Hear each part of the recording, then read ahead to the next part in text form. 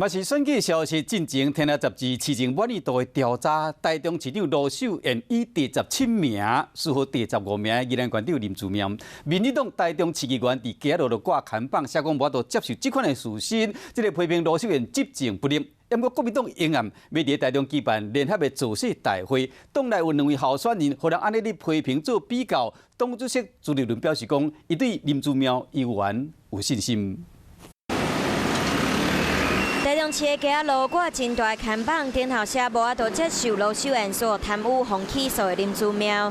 原来天下杂志2022县市长施政满意度调查，宜兰县长林志妙是第15名，台中市长罗秀燕排名第17名。民进党台中市议员挂内看板批评罗秀燕执政不力，写得很明显，也很有点讽刺说这个人做得没有很好。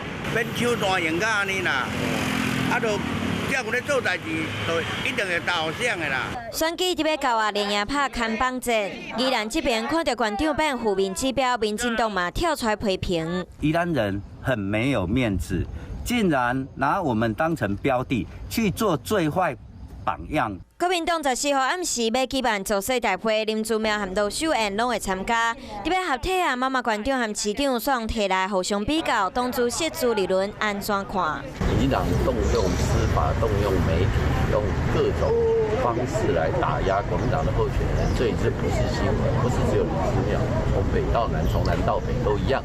但是我们一定拼到底。选举到啊，抹黑就很多。我是这个妈妈，所以呢，我会关心到我们前宜兰县的这个财政经济、智能工商的发展、教育都要齐头并进。强调关心关键全面发展。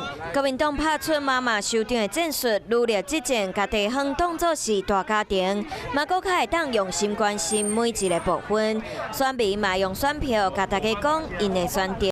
Hello， 大家好，我是乃瑜，要教给大家2个任务。第一个，华视新闻的脸书专页，你按赞了吗？还有华视新闻的 YouTube 频道，赶紧订阅起来，还要记得按赞，开启小铃铛哦。